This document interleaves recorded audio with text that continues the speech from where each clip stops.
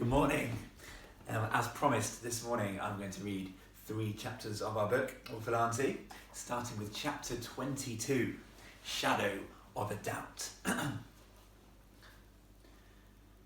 A few moments later, the pair were sat opposite each other in the vast library of Saxby Hall. Strauss's legs dangled off the sofa. They were too short for his feet to reach the carpet.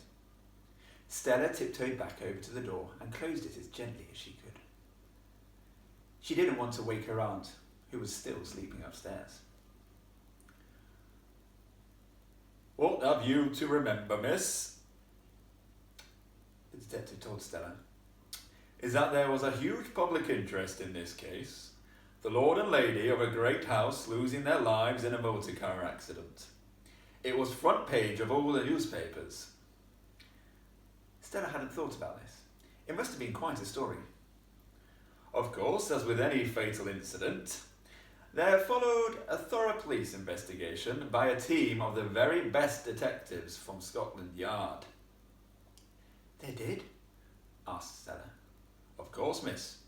And after sifting through all the evidence and interviewing all the witnesses, a team of this country's finest police detectives concluded there were absolutely no signs of foul play." "They said it was just an accident?" asked Stella. The detective was incredibly compelling, and she was slowly coming round to his way of thinking. Yes, they did, miss. Without any of a shadow of a doubt. Not even a shadow of a shadow of a doubt. Or indeed, a shadow of a shadow of a shadow of a doubt. And you know the one person who came out of this whole sorry story as the hero of the hour? "No." Your beautiful Aunt Alberta." The little girl was shocked, not least at her aunt being described as beautiful. She was the first on the scene of the crime. Accident. The girl had no idea. "Really?" Just then the door of the library slowly opened. Stella jumped out of her seat. Could it be Aunt Alberta? As the door swung open, it revealed Gibbon. The ancient butler entered the room. He was holding his silver tray. A pair of burning slippers was arranged on it. "Your toasted crumpets, Your Royal Highness," he announced with a flourish. "Let me just put them down on the table for you, sir." With that, Gibbon dropped his tray onto the floor, sending hot buttered slippers flying up into the air. One of the slippers landed in the detective's lap. It was clearly roasting as he winced in pain. "Oh!" As quickly as he could, the detective brushed it off his lap and onto the floor. But Gibbon wasn't finished yet. "If you require anything else, sir, just ring this bell," he said, producing an egg timer from the pocket of his dusty frock coat. He balanced the egg timer carefully on the detective's head. "I will be in the library." Then the butler bowed and left the library, closing the door behind him. An irritated Strauss took the egg timer off his head and threw it to the floor.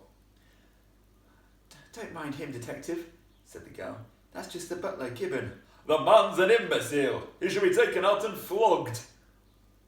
Stella knew Gibbon was by no means the best butler in the world. In fact, he might very well be the worst. Still, what Strauss had just said was incredibly harsh. "Now, where were we?" continued the detective, clearly irritated by the interruption. You were telling me that my aunt was first on the scene," prompted the girl. "Oh, yes, miss. And the wonderful woman tried desperately to revive your father and mother." "She did?" The girl was gobsmacked. "Yes, miss. Sadly, there was nothing she could do. They were both killed instantly." Stella shuddered at the thought. "Alberta did manage to save you, though. She risked her own life pulling you from the wreckage of the burning car." The little girl took this in. "Sorry," she mumbled. "So sorry, I had absolutely no idea." The detective seemed to know a lot more about what had happened than she did.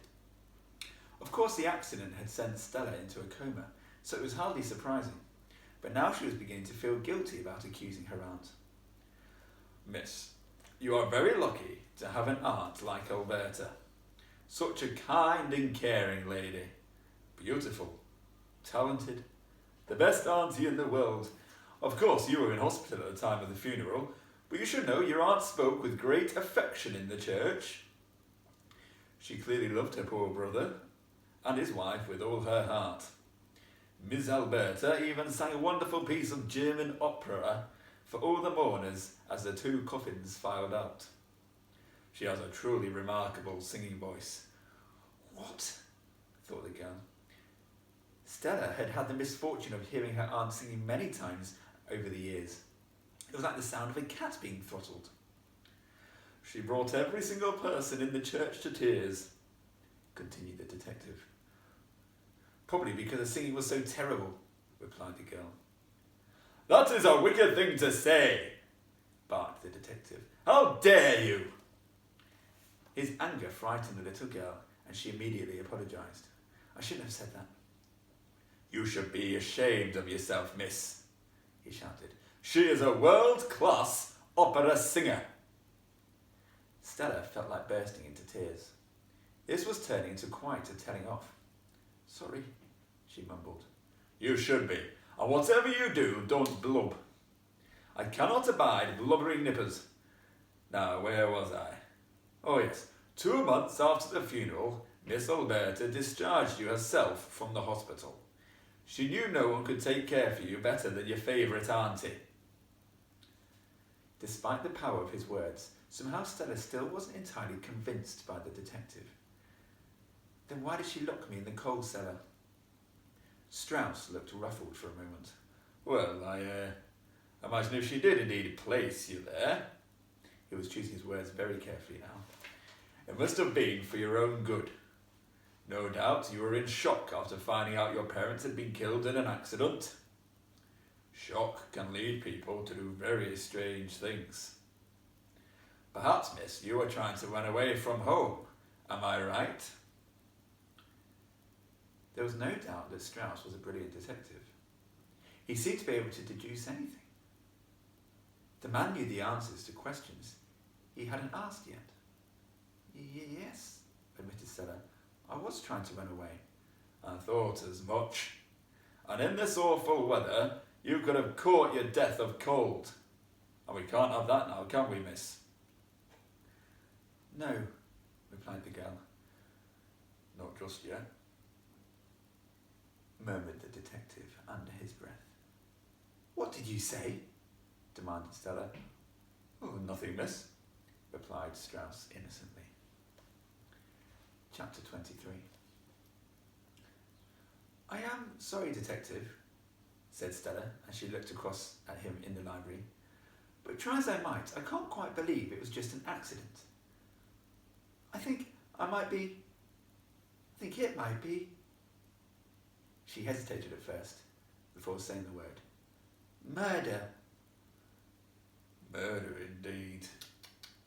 And what makes you, young miss, so convinced it was foul play?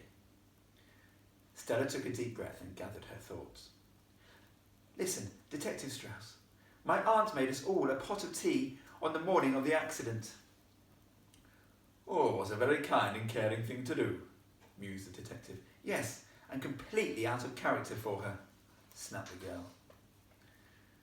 The detective stroked his luxuriant moustache. I would be very interested in how you can say Aunt Alberta murdered your parents with a pot of tea. The man laughed uproariously at the thought. The little girl hesitated for a moment before she replied, Because I think she laced the tea with poison. The detective fell silent for a moment. He gave the girl a cold, hard stare, which sent shivers down her spine. You think, or you know? He demanded. I know. I think I know. Stella was going to pieces now. It was as if it was she who was being interrogated. Miss, I hardly need remind you that it is an extremely grave allegation to make. Again the girl began to doubt herself. Her version of events started unravelling in her mind like a falling ball of string. However, Stella was sure of one very important thing. I've read lots of murder mysteries, she began. Oh, so this is where all this nonsense is coming from? Snorted the detective. I learnt that with most murders, the killer has a motive. That's often how the crime is solved, and my aunt has a very strong motive. A motive, miss? Chuckled Strauss. You'll be putting me out of a job. What then could possibly be your aunt's motive? The girl took a deep breath before answering. She wants this whole house all to herself. She always has, ever since she was a girl. Oh, is that so, miss? The detective's tone was now bitterly sarcastic. Yes, Stella was sure of it. She keeps on saying I have to sign the deeds to Saxby Hall over to her. Luckily, she can't find them anywhere. Strauss shook his head. Most likely, your aunt just wants to take care of everything for you, miss. The detective had an answer for everything. He hesitated for a moment before asking Stella, Of course, the deeds will be very useful evidence in this case. You don't happen to know where they are hidden, do you? No. Without thinking, the girl's eyes darted over to the shelf of the library where she knew the Tiddlywinks rulebook was. Stella couldn't help herself. She was unused to lying, and now she was sure she had given away where Papa had hidden the deeds. The girl didn't trust Detective Strauss. If he knew where the deeds were, he may very well give them to Aunt Alberta. Strangely, the man seemed to come crushing down on the woman's side on everything. The detective smiled to himself. Then why did you look over there to the shelf when you said no, miss? I didn't, protested the girl, unable to stop herself glancing back to the book again. The detective knew a lie when he heard one. He jumped down from the sofa and waddled over to the bookshelves. What are you doing? Asked Stella. Just browsing through all the books you have here in Saxby Hall, replied the detective. Perhaps I should take you to Papa's study, said Stella, gently trying to guide the man out of the library. I don't think so, miss. You run along to the kitchen and bring me back a glass of your best sherry. Now? Gulped Stella. Yes, now, replied Strauss firmly. With that, he took the girl by her arm and bustled her out of the library, shutting the door behind him with a slam. Chapter 24, Stuffed Owls. Upstairs in Aunt Alberta's bedroom, Soot was crouched in the corner. The ghost had come into the room down the chimney because the woman always kept her bedroom door locked at night. Soot's mission was to keep watch over Alberta as she slept, and to tell Stella the moment she stirred. If she woke up and caught her niece talking to a detective, there would be hell to pay. A huge oil painting of Stella's aunt and Wagner dominated the bedroom in a huge gold frame.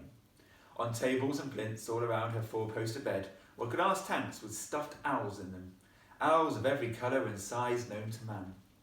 The miniature Japanese owl, the one-eyed owl of the Himalayan mountains or Cyclops owl, thought only to exist in legend, the long-billed amphibious owl of Antarctica, which can dive to depths of hundreds of feet in search of fish, the prickly owl or Owlus hedgehoggius, to give it its proper Latin name, the half-pig, half-owl pig owl, the flightless small-winged owl of Fiji, Owlus smallwingius, the conjoined twin owl or two-headed owl, the featherless Welsh owl, Owlus baldeus, the three-footed tripod owl, the furry Arctic owl, not to be confused with the Arctic roll.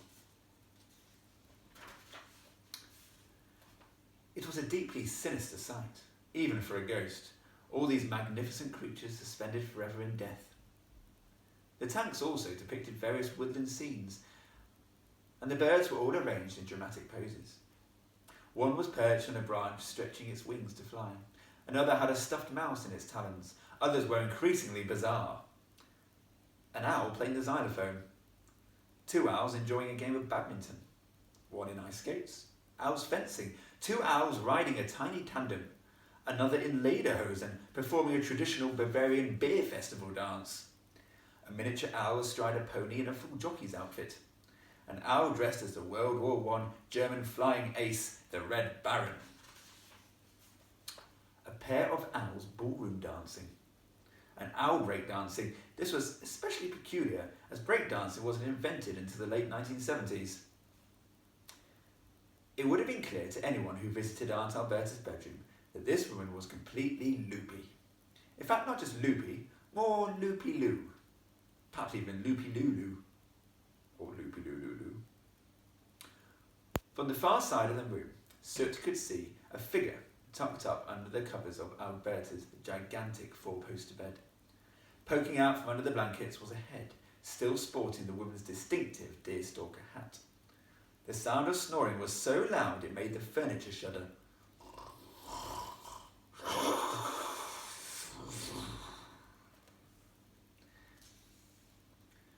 After Soot's eyes had roamed around the room, they returned to where the figure was sleeping. Just then, he noticed something very strange. Where the woman's foot should have been poking out from under the covers was a set of talons. Soot tiptoed over to the bed. Slowly and gently, he lifted the blanket to reveal a huge feathered beast.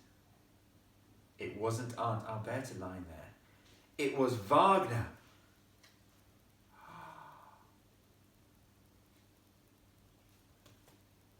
I wonder where Aunt Alberta's gone. We'll read 3 more chapters tomorrow. Enjoy the rest of your day.